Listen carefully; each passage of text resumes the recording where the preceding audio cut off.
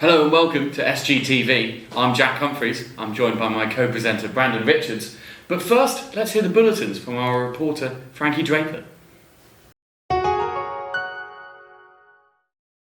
Good morning, this is Frankie Draper with your sport headlines. Brighton and Hove Albion cruised to a dominant 3-0 victory over Chelsea at the Amex last night. Goals from Kadioglu, Hinselwood and Welbeck saw the Seagulls leapfrog Chelsea into 6th place, piling more pressure on Chelsea boss Liam Rosenoir. Just 10 years after their fairy-tale Premier League title, Leicester City have been relegated to League One. A 2-2 draw against Hull officially sealed their fate, marking back-to-back relegations for the Foxes.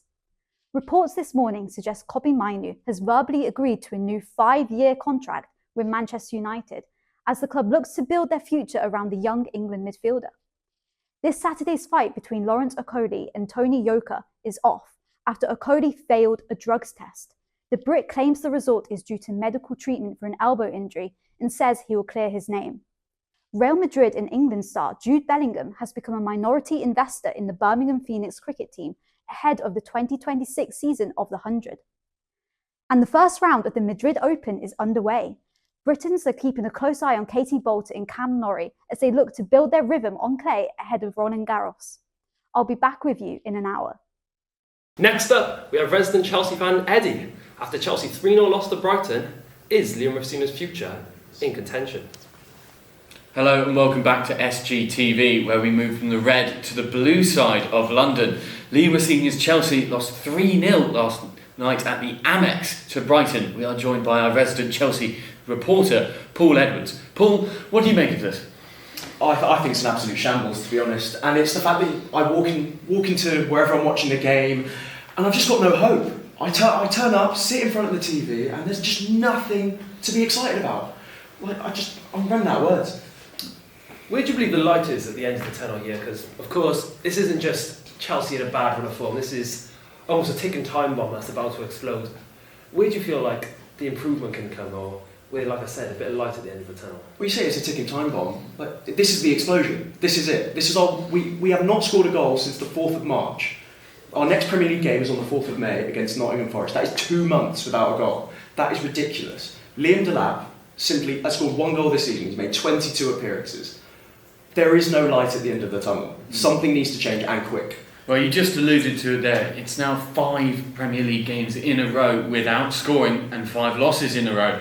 Is this it for Liam Rosenoir? I mean, we've had reports that he's kind of end-of-life meetings, so to speak, at Chelsea this morning. Is this it? Well, this is the thing. If it is it, and I think it has to be it, because there's no coming back from this. This is our worst run in 114 years. Like that just simply isn't acceptable. But the problem is, we replace Liam Rosenoir. Who do we go to? We go to someone with the same experience, who's done the same things, and the same thing will happen. The thing is, there's no light at the end of the tunnel. I have no hope. I have nothing. Paul, you brought up Liam Delap, and of course his poor form and poor stats that reflect the season. Is there any other players that you feel it's just not cut out for Chelsea? I mean, you look where you are in the table. Up until, again, the last month, you wasn't in a bad position going towards the end of the season. But now where we are, is there any players that you think it's just not cut out for this level? Not cut out this level? God. Well, when I look at this Chelsea team, on midfield, on their day, is one of the best midfielders in the league. You look at Moises Caicedo, you look at Enzo Fernandez and Cole Palmer, but they're just not performing. Cole Palmer especially, you look at his form last season, he's night and day between now and then. Caicedo, first 5 months of the season, was doing really well. You've got to remember that at one point in the season, we were in a title chase. We were 6 points off top. But now look at us. Now, you look at it, we could end in the bottom half of the table, genuinely. I genuinely think, who are behind us? Bournemouth, Everton, Brentford. If they win games, all of a sudden we're in 10th. And then Sunderland behind us. And then it's Newcastle. And then it's Palace. And all of a sudden, you're in 14th. You alluded to your midfield there, and Moises Caicedo, Enzo Fernandez, people like this, but the problem I view is I think you've got a bit of a rot at the top, do you think, here, when you've got your kind of captain, Enzo Fernandez, and Marc Cucurella as well in the international break, is kind of putting almost pleas out to Real Madrid, saying, please come and get me, save me. She's kind of fleeing a sinking ship. What do you make of that as kind of a fan, but also a journalist? And surely that can't inspire confidence in kind of the younger lads in the group. No, of course not. You've got your leader saying, come and get me, I want to leave. And Liam Rosenoir has been put in a bit of an impossible position, but I also didn't feel like he dealt with it in a particularly good way. What does leaving him out for 2 games really do? What does message does that send to the rest of the team? And especially Marc Cucurella, he played on.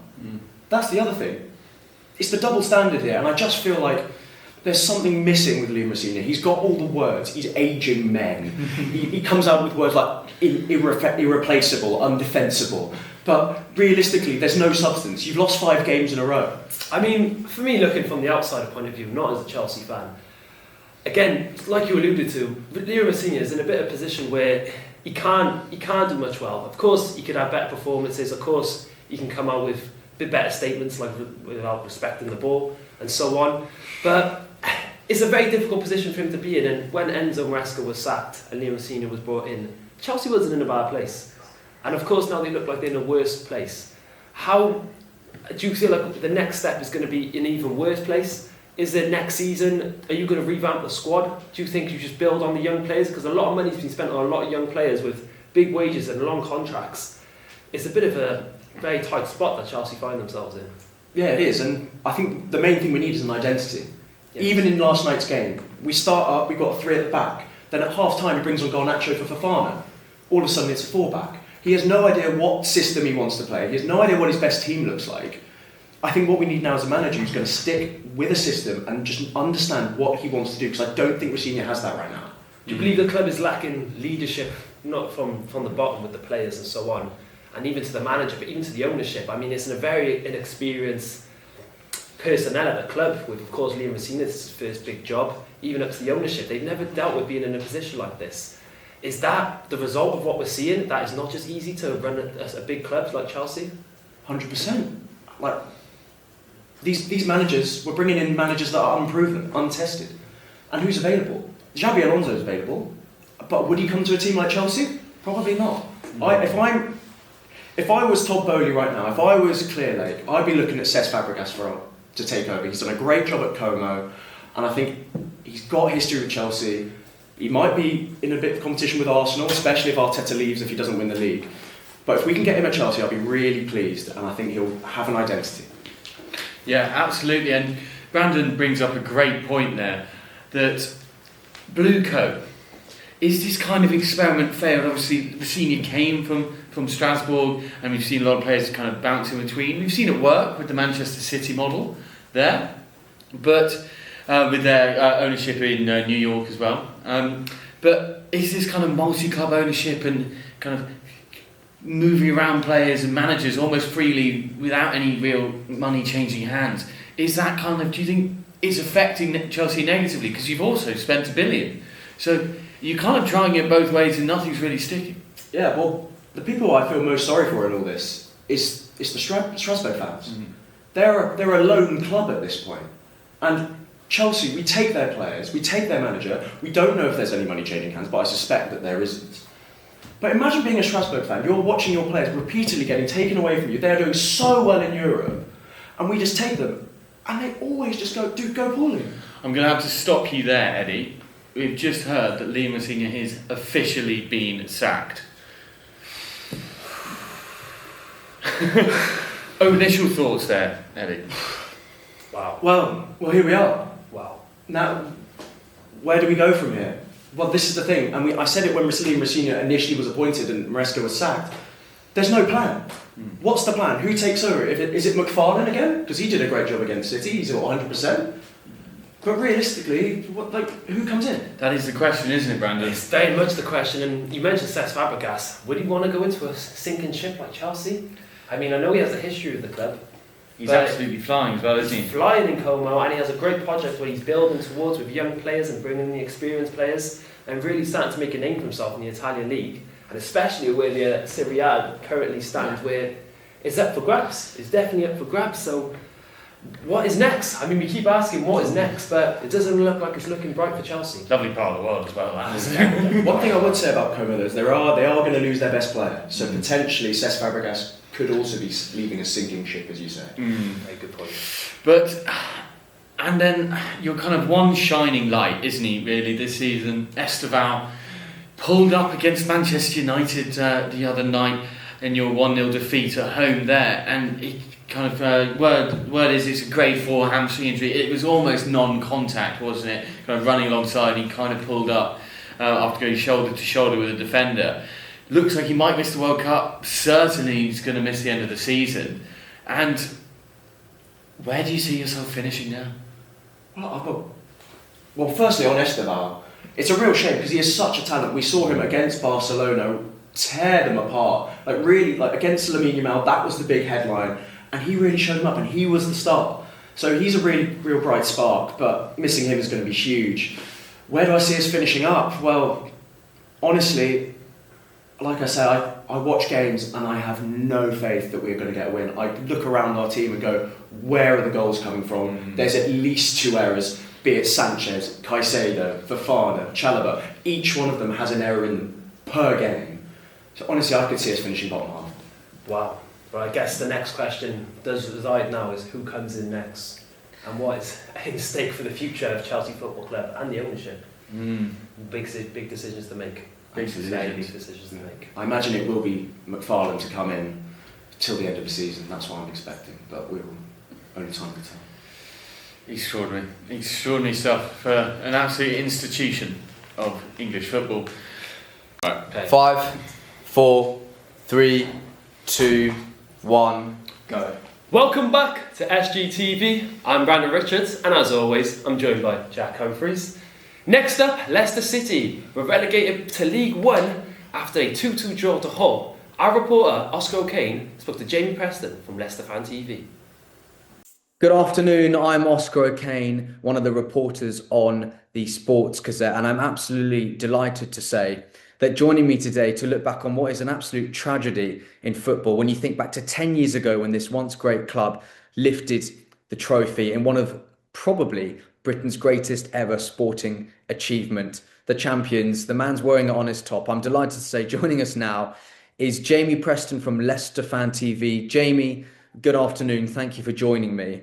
Firstly, condolences, Jamie. I mean, it seems unthinkable that Leicester City have found themselves in this position. I'm not too sure if you were at the game last night or your thoughts, but where do we even start here?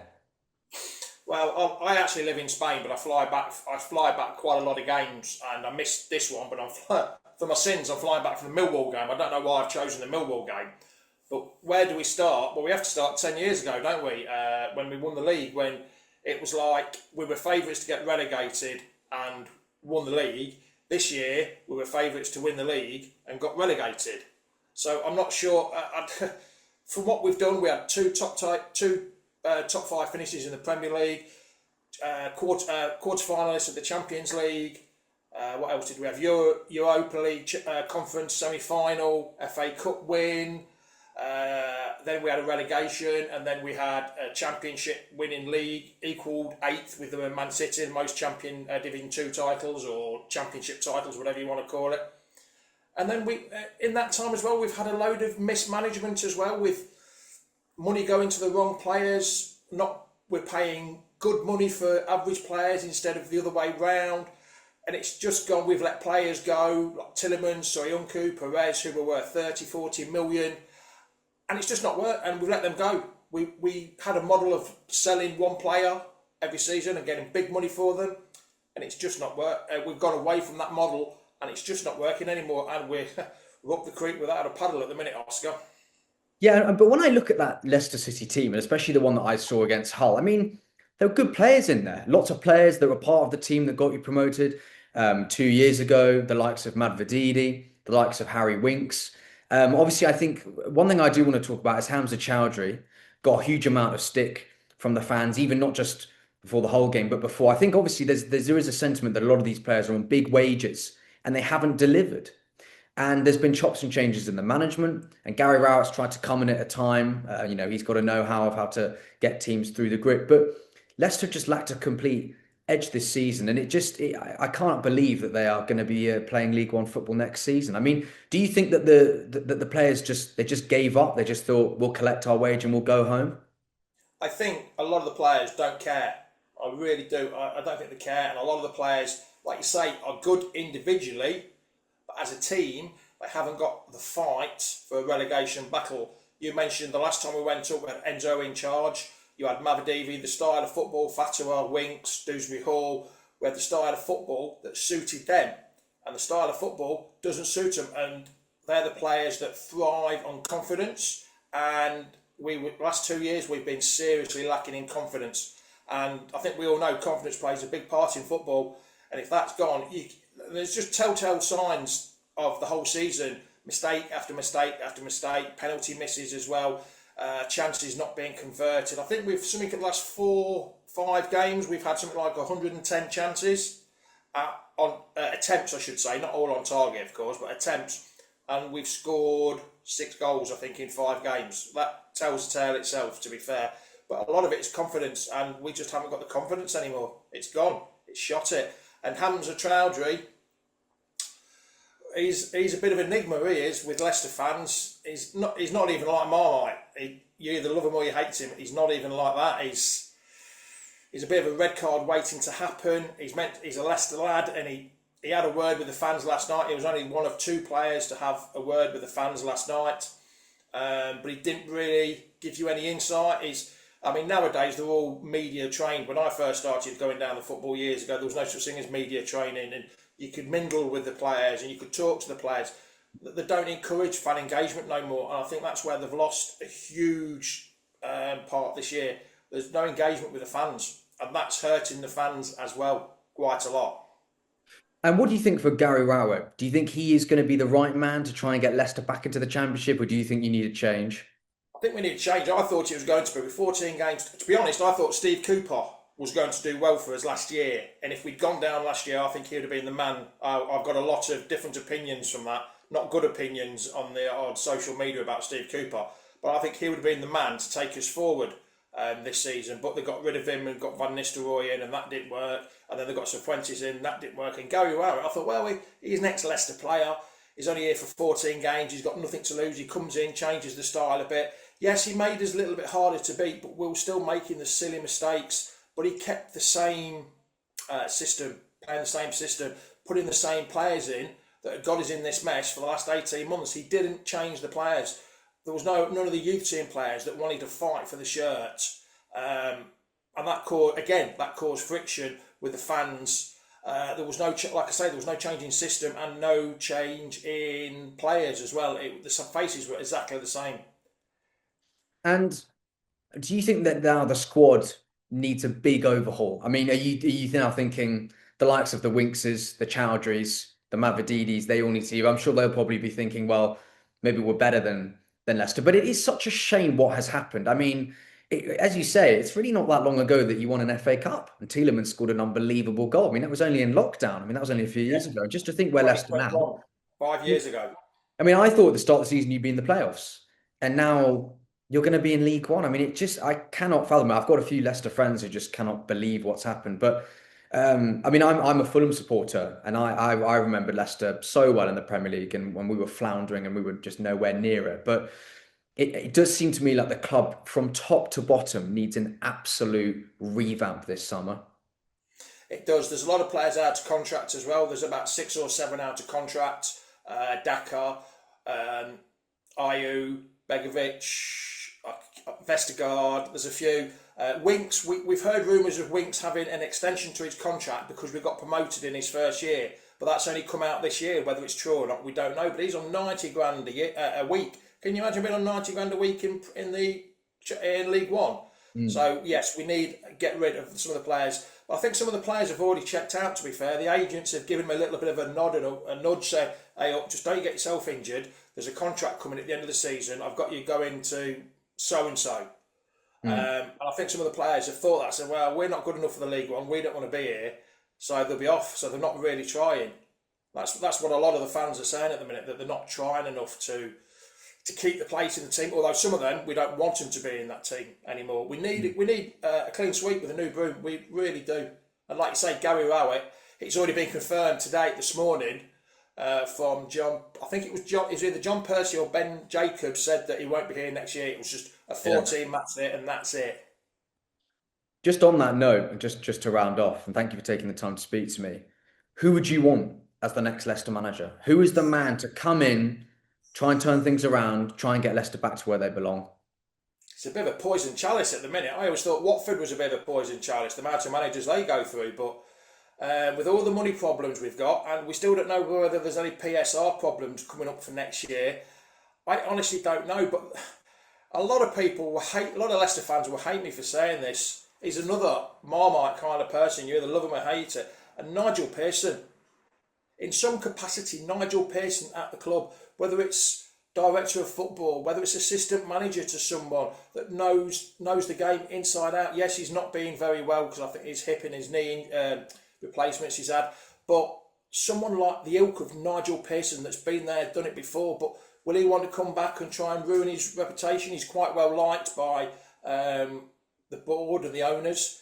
But yeah, I just don't know, without going through every detail, but it's who wants to come here, not who's out there available. Who wants to come here? That's the problem we're going to have. Who wants to take this poison chalice over?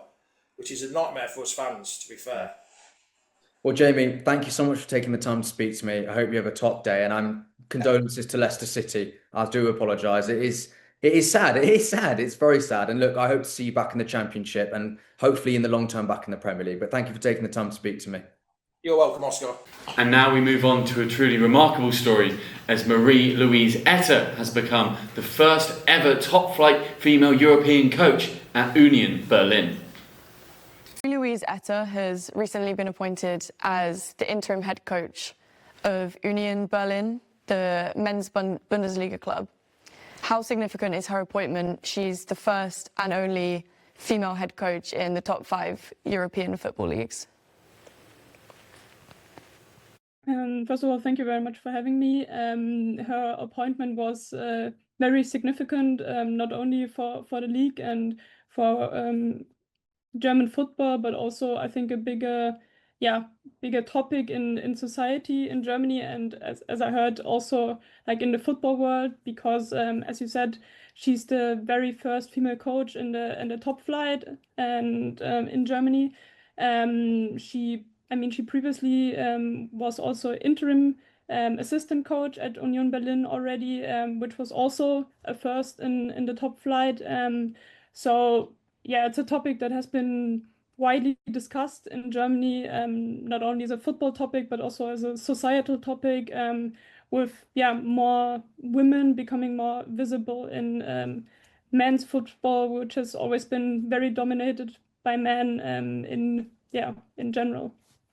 Yeah, definitely. And what has the reaction been like, from both Union Berlin fans and also the wider footballing community in Germany and further afield as well? There have been mixed reactions. On the one hand, there are still a lot of people who think that women shouldn't be allowed to coach in the biggest league and at Union Berlin, and who are also saying that she's not qualified enough because she's in quotes only coached the U19 before. But on the other hand, there was also a lot of positive feedback, also after her first loss with the team on the weekend, because she keeps the UEFA Pro license, so she is on paper very qualified for the job, and also has been at the club for some time, worked as interim coach in 2023 and 24, where they managed to avoid a relegation, and this is also her main goal for the rest of this season, and I guess we'll see what happens after that.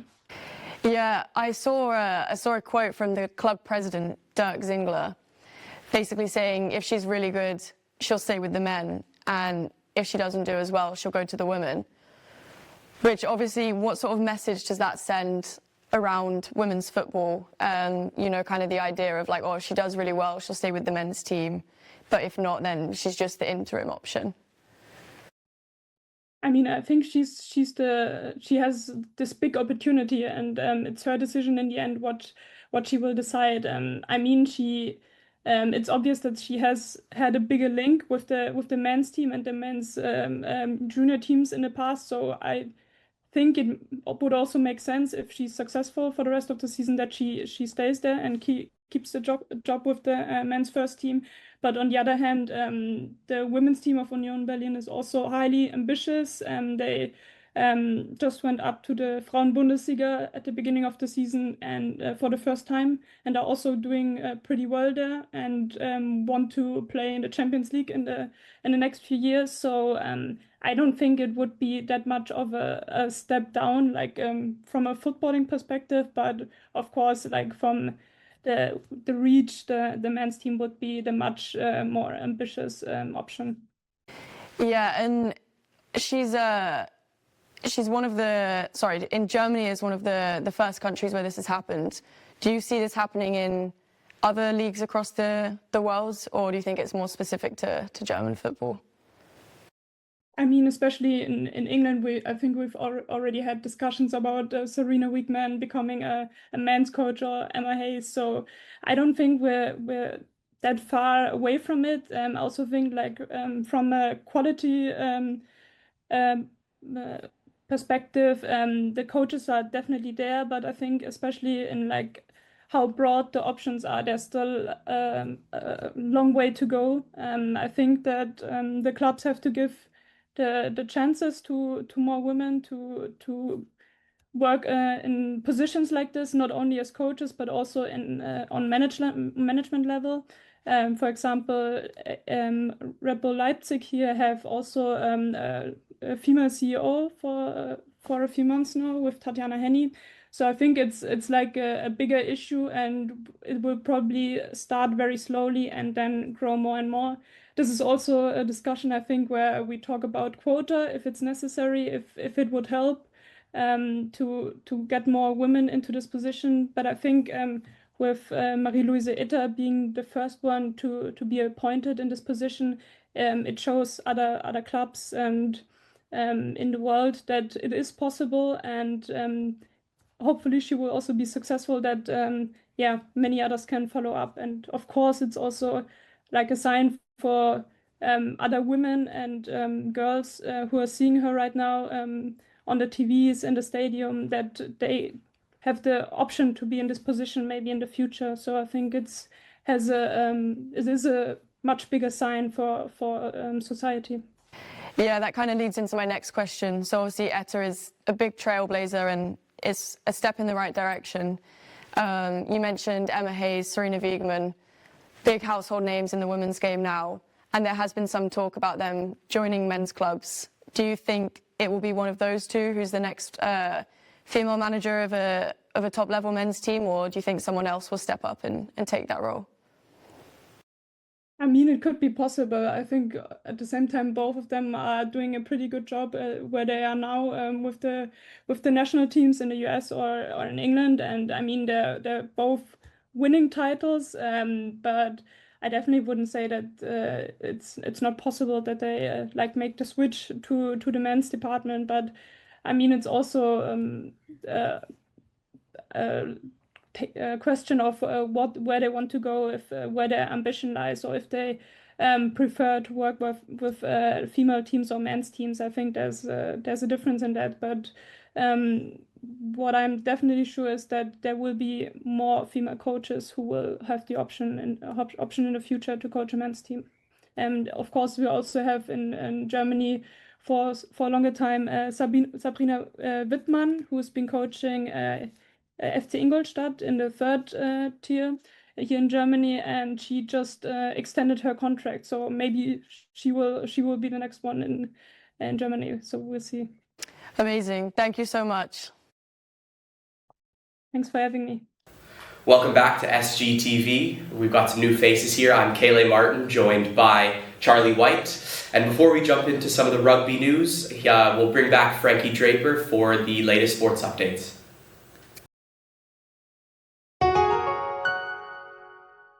This is Frankie Draper with your sport headlines and breaking news.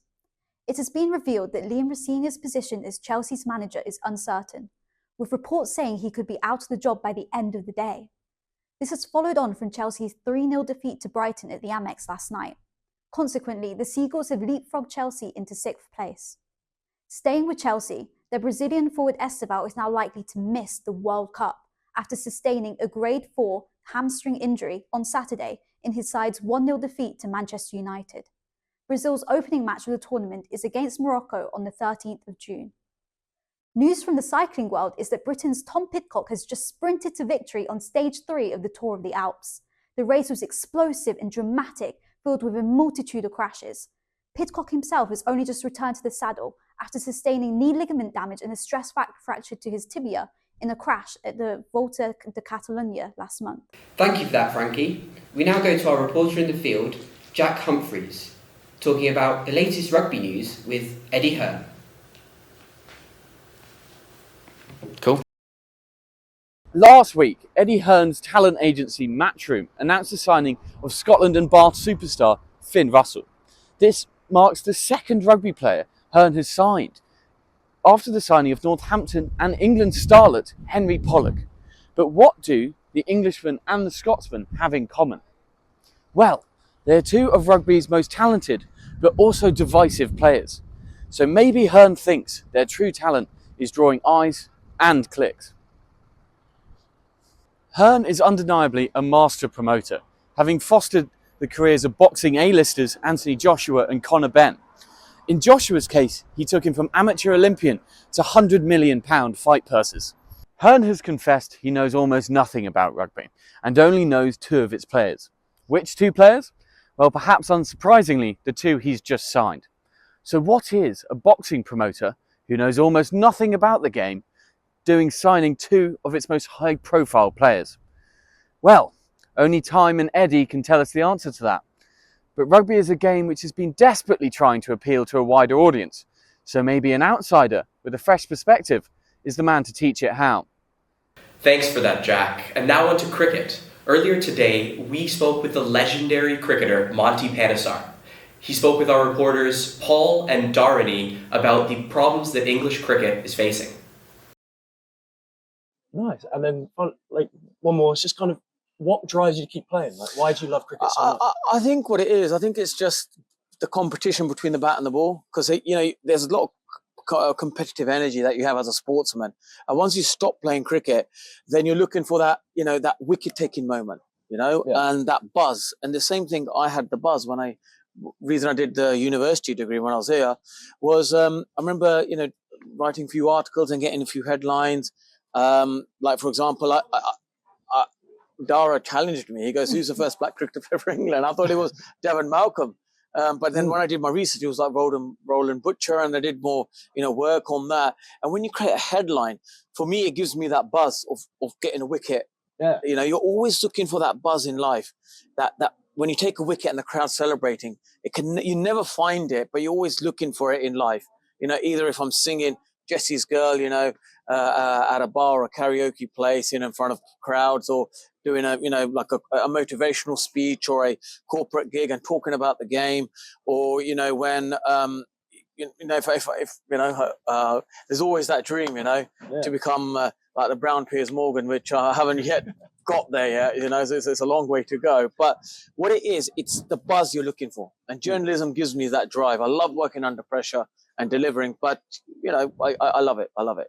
Is that the dream, to be the next Piers Morgan? Well, I don't think he wants me to become it. Well, because then I will take all his work, and then people will start watching me and less of him. And who knows? That could be another great thing. I just wanted to ask you about the Ashes just gone. I know you and Steve Smith had a bit of banter. What did you make of his response, talking about mastermind and stuff like that? Yeah, my ego was massive. If you blow your own trumpet, you'll soon play in empty halls, right? And my trumpet was being blown massively in Australia, and the Australian public loved it. I stayed in Sydney with my good friend Dasha Patrick. He used to get phone calls all the time, and I had all the phone calls from my, all the English broadcasters. They go to me, "Monty, Steve Smith have said a few things. Be ready for it." And I saw it, and I looked at it, and I thought, well, there's not an Englishman who doesn't just sit down. When an Aussie sledges you, we stand up and deliver as well. So I came up with the response, and I said that, I made my mistake on a quiz show. He's made it on a cricket field. We both make mistakes in life, and we move on. Yeah. And the Aussie public loved it. And the English people loved it. The Barmy Army loved it. They came out with a song, in your head, Monty. Monty. And I heard that song at Perth first innings. And I felt, well, I can sit on a lovely, couch in Sydney and rattle the Australians. There's not many English people who can do that. So I'm one of them who can. Yeah. Did you feel you won the mind battle? Absolutely. In that first innings, he had a percentage of over 50% play and misses. And in Australia, it's only 10%. And if that kept on going, who knows, that could have been even bigger, but it just didn't, obviously the momentum didn't go that way, unfortunately. But yeah, it was big news in Australia. And is that the aim with the comment? I've always been, the thing is with journalism, right? It's like you either sit at the back seat, be a producer, you report it, and that's it. But me, obviously being a cricketer, the personality that I have, you have to then say things, to create the attention, to get the eyeballs, and then you build your media career. So I thought it'd be an opportunity. Why not give it a go? English media don't listen to me, but the Australians did. Steve Smith did. I didn't even expect me to even memorize my mastermind, jokes and all that kind of stuff. And I suppose, I'm still trying to work out the capital of England is Edinburgh, right? Am I right? Yes, 100%. There you go. And then, so obviously we saw after the Ashes, or midway through, we saw a video of Ben Duckett come out. What was kind of your reaction when you first saw that video? What were you thinking?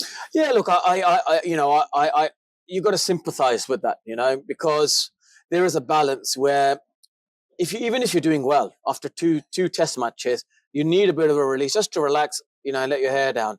So even if they won all, or if they're losing, you need a bit of a release. It's just when you're losing, they could have maybe just stayed in a hotel and enjoyed themselves just to relax, switch off the mind, rather than publicly, with social media now. So it's I don't believe there's a drinking culture in the English game. I don't think that's the case. I don't think there's a drinking culture.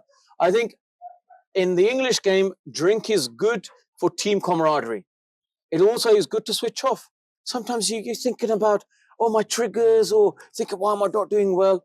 Have a few pints, relax, switch off the mind, have a laugh, get up next morning, refresh your mind instead of consuming with your thoughts. So I think alcohol is good in that sense. But sometimes when you're losing, then you put yourself, like a sore thumb. You can't stand out. But, he's a great player. Great opening batsman. I believe he should have played in the IPL. I think he still would have played in the first test match, even if he did play in the IPL. Yeah. Ian Bell was the coach there at Delhi Capitals. He would have done really well.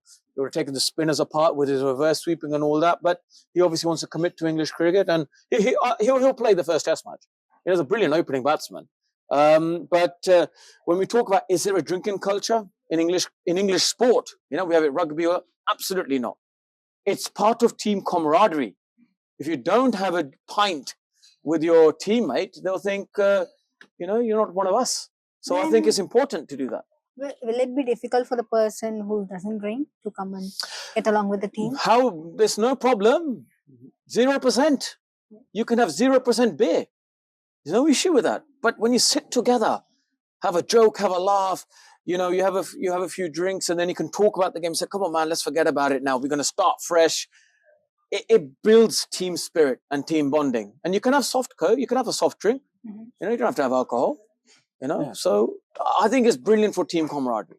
I was just going to so Shoaib Bashir obviously doesn't drink.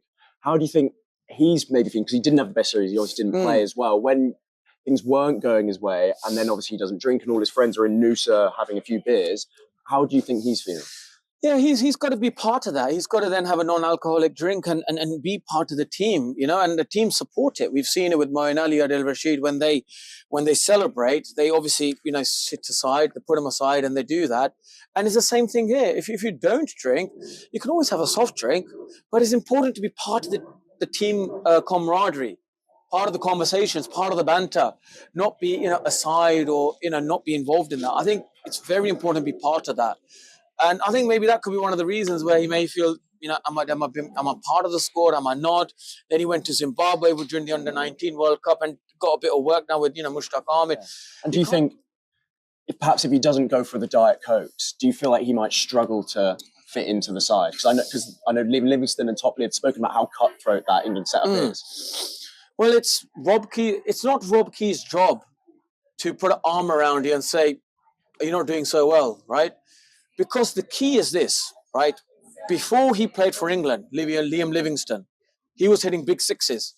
Was Rob Key there to help him? No. Rob Key just needs 11 Ferrari F40s firing on all cylinders, because he's a high-paid job, and he's in a job to make big decisions.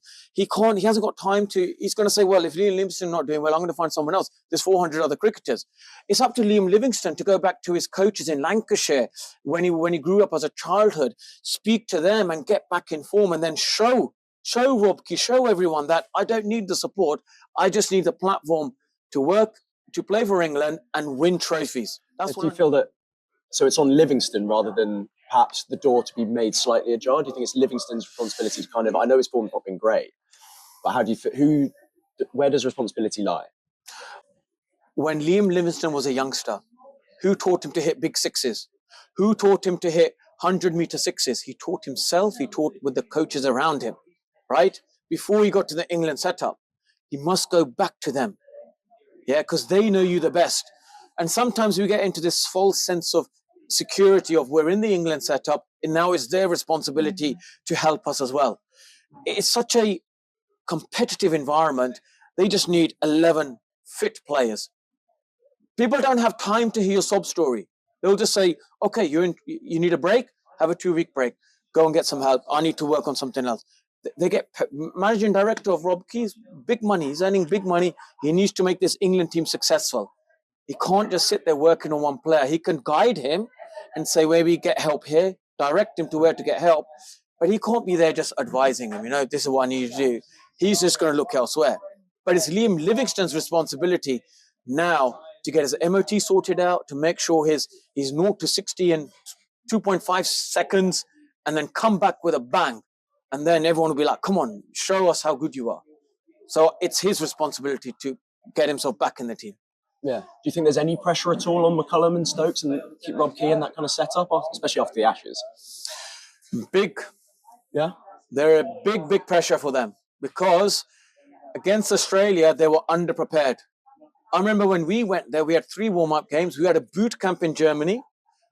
I thought we were going to go for a Munich beer festival. Instead, we were going right into the jungle, not realizing it's going to be a military camp, like getting ready for war or something. And gosh, we got ambushed at 2 a.m. at night and we had to pack our bags and off we went, but it mentally made us stronger.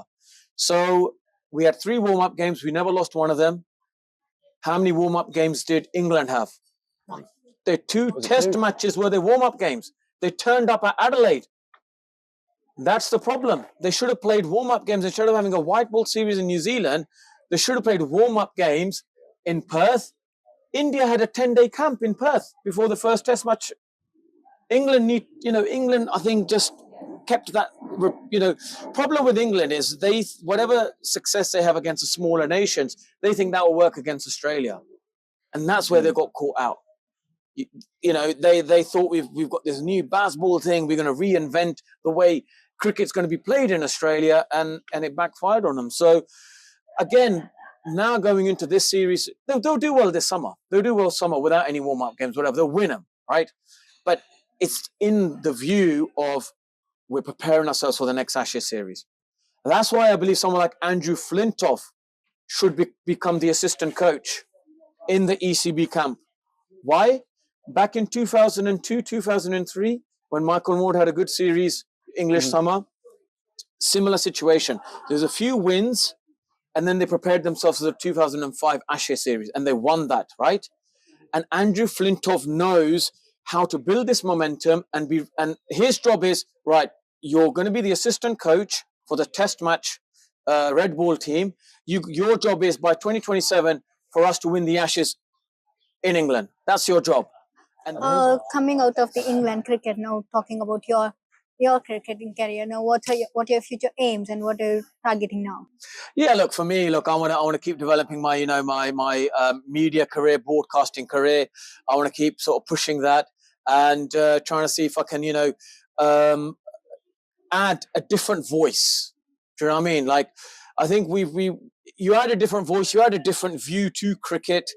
That's important as well. I think for me, I want to, primary is cricket as well, and keep developing my media journalism career, because I've done a master in sports journalism, and like I said, hopefully one day, have my own show on, Talk Sport, have a, column in a writing column, maybe have my own chat show as well. Where it could be a sports chat show, could be anything, to do with sports. I'll have my boxing, football, cricket as well, but primarily cricket, but keep pushing my media career, because a different voice, when you look at the Ashes, I came out with something different and it created a different thing, right? I feel in English cricket, we have the same voices over the last 20 years. And that's one of the reasons why in Australia, we haven't won on a consistent basis. Last time was 2011-12. We don't know how to win this. So you end up thinking the same way, analyzing the game the same way. When you have a different voice, you get people to think in a different way. And the game is changing all the time. So, you have people who talk about the game but never play T20 cricket. So what do they know about T20 cricket when I know the taste of coffee and they haven't tasted coffee? And we have too much of that, right? And that's why English cricket needs to catch up with Australia and in India, and new voices, I believe, need to come into the game of cricket. Oh, amazing. Thank you for your time, Monty. Yeah. It's been great. Cheers. Cheers, mate. Thank you very much. Thank you. Thanks a lot. Now let's hear from Abhishek about the upcoming World Table Tennis Championships.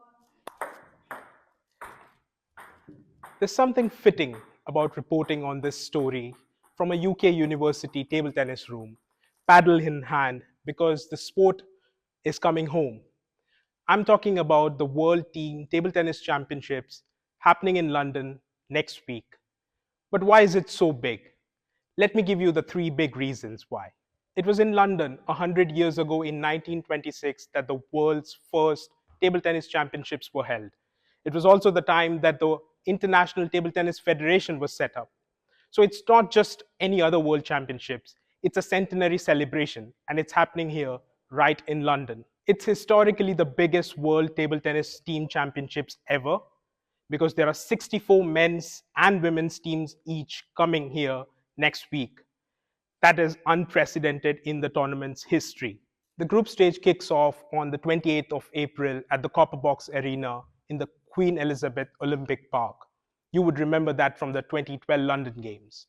The knockout stages feature 8 teams each, beginning May the 4th till May the 10th. That's 13 days of absolutely world-class table tennis action at the OVO Arena in Wembley. And those 8 teams in the knockout stages will feature England as a guaranteed spot. The home crowd will be enormous. The home support will be absolutely through the roof.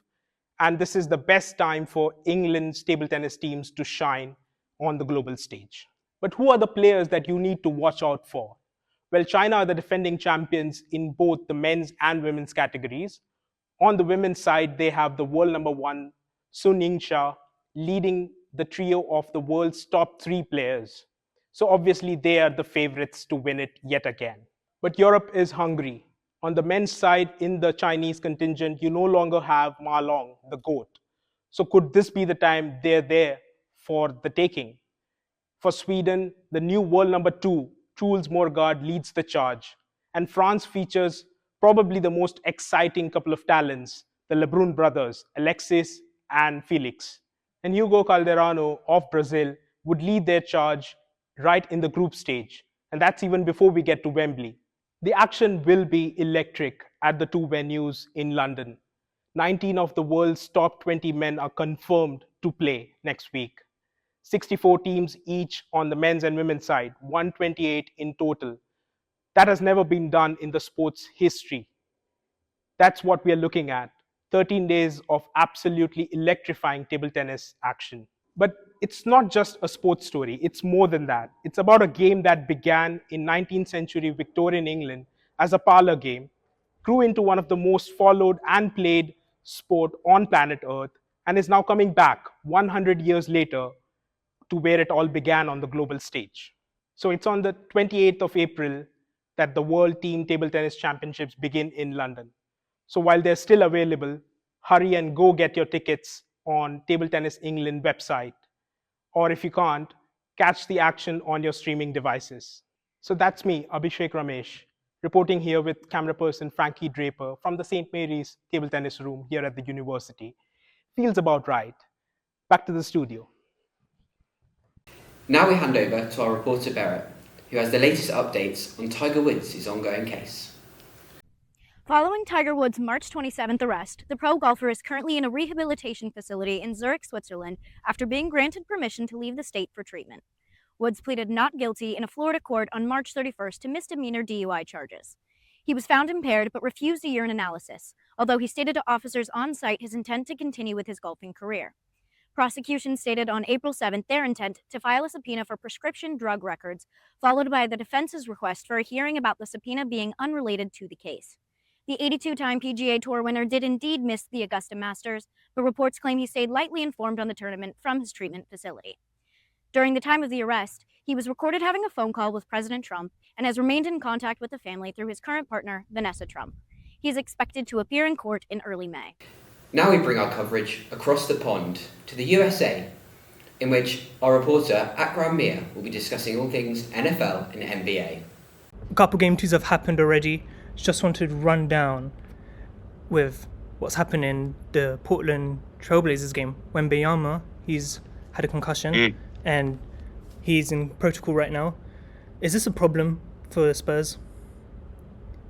Well, yeah. I mean, obviously, number one, it's, Victor Wembanyama, when you suffer concussion, you don't know how it's going to go, right? This isn't like a sprained ankle or anything like that. A brain injury can be tricky. It can feel better, and then the symptoms can come back. So it's a problem for the Spurs, because obviously, number one, you want to make sure you don't bring him back too early. Playing with any sort of concussion symptoms can really make for a very bad situation, a long-term situation. So you have to be really careful. And he's the unanimous defensive player of the year. He's potentially an MVP. He's going to be, I think, the reason why the Spurs are in the championship discussion for a very long time. So having him makes the Spurs a tremendously difficult team to beat. Not having him, they're still difficult because they know how to play together. And, you have Luka Kornet, who plays well, but not having Wembanyama changes so much about what your defense is able to do, and then what that allows guys like Castle and Vassell and Harper to go out and do in transition. So yeah, this could be a problem for the Spurs. I don't know if it's going to be a something that costs them the first round series, but you can't rule that out. And game 3 is on Friday. Protocol states that it's 48 hours to potentially come back. Is that enough time for Wembanyama to come back and potentially be a key figure, or will Stephen Castle have to take the realm? Well, a concussion is tricky because it could be he could feel better right now and clear things up, and he could be fine. He could take 2 weeks, could take 3 weeks, could take longer, so there's no set timeline with a concussion. You have to pay attention to the symptoms. You have to make sure that you dot all the I's, cross all the T's to make sure that the player coming back has gotten past the inflammation in the brain and all of that. So is it enough time?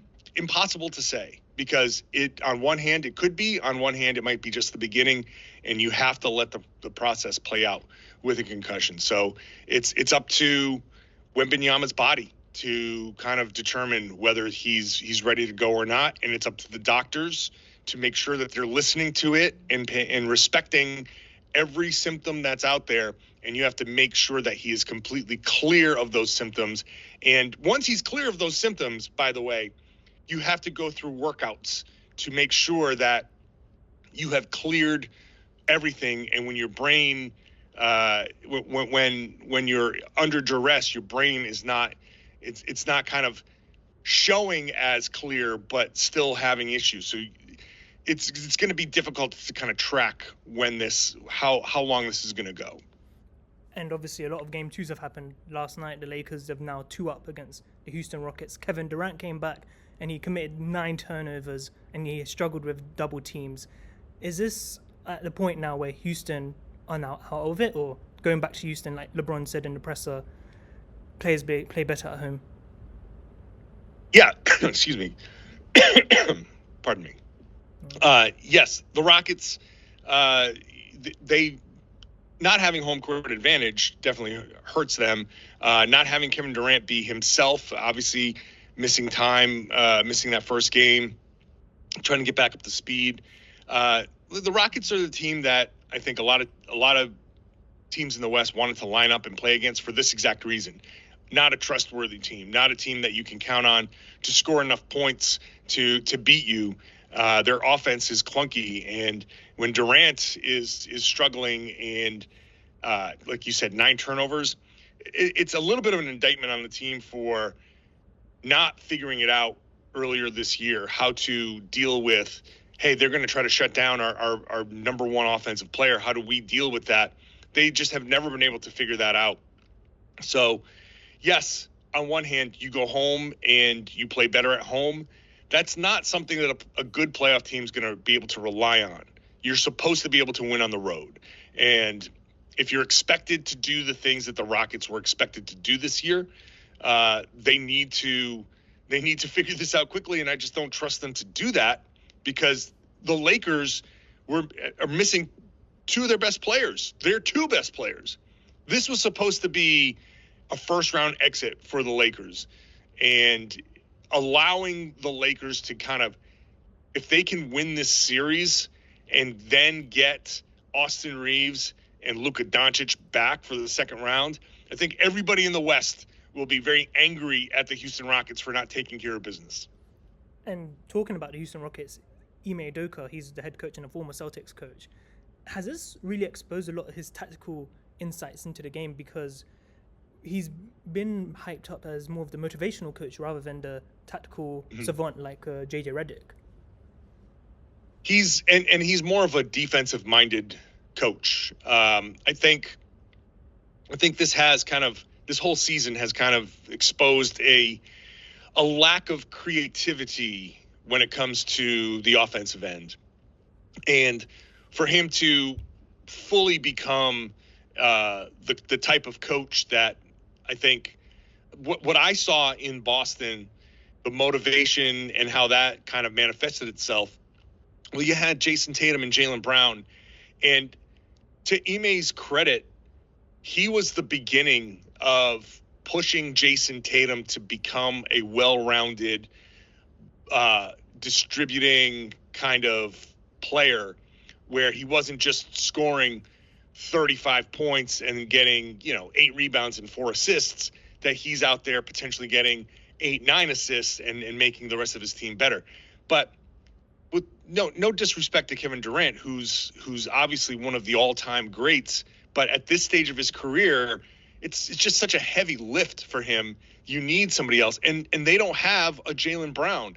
That's kind of what they've been missing for this whole time. And look, the injuries have sapped that. They have a big hole at point guard, and that's been, without Fred VanVleet, that's been a problem. And the Rockets should be a better offense and they would be with VanVleet, but you still have to get creative, right? Like the Celtics, for example, found a way. They have Jaylen Brown, but without a secondary star like Jason Tatum for most of the year, they found a way to be great. So I think Ime needs an offensive-minded assistant coach that can kind of bring some creativity to the team, that can take over some of that stuff, and Ime can be the tough kind of inspirational guy that that's what he's best at.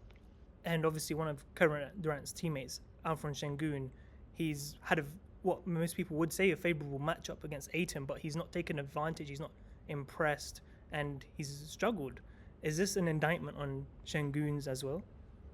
I think it's just an indictment on the whole team. It's some of it is Şengün, and this is, he's a young player.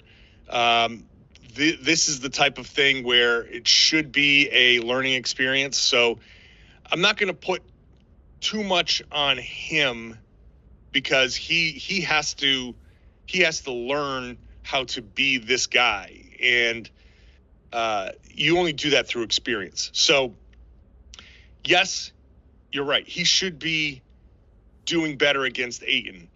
I think the way the offense is running, like, it's not designed to run completely through Şengün when Kevin Durant is there. So either it's kind of like make a decision, Houston. What are you going to do? I think getting Durant was great, but sometimes throughout the season you wonder, like, did they rely too much on him and not lean into a more ball movement, run it through Şengün kind of thing, so you could be a little bit more prepared for that in the playoffs. So, And coming here with a remarkable story, one of our own St. Mary's students achieved an incredible feat in the world of Muay Thai.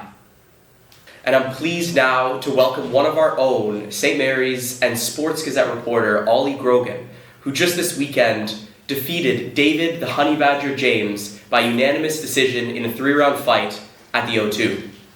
Ollie, welcome. Thanks. Thank you. 3-round fight went the whole way. You fought David James, slightly smaller fighter. Walk me through how you prepped for this fight. Yeah, so coming in, we watched his video, we did the tape study, and we saw that he was a big guy, big stature. Same weight, but he was smaller and more built. I am a slender, more long fighter, so we knew that he had heavy boxing, he had heavy hands, and he was a really good clincher. Those were his two strengths. So to counter that, my game plan was to keep it long from the range, to move, score, and not let him get in, because that's where we didn't want to be. If we get in the pocket with a heavy puncher, and in the first round, he caught me with a really clean right hand. I felt the power. I was like, no, this cannot get on the inside. So yeah, from there, the game plan for the whole camp was working on the back foot, working on the kicks, and working on maintaining the distance. Ollie, it was clear that David James was a very durable fighter. As you got caught with a good hit, you also give him a couple of good punches, especially the kicks in the early rounds. How did you navigate moving around such a durable fighter, knowing that even you can hit him with some good shots, he's still going to come?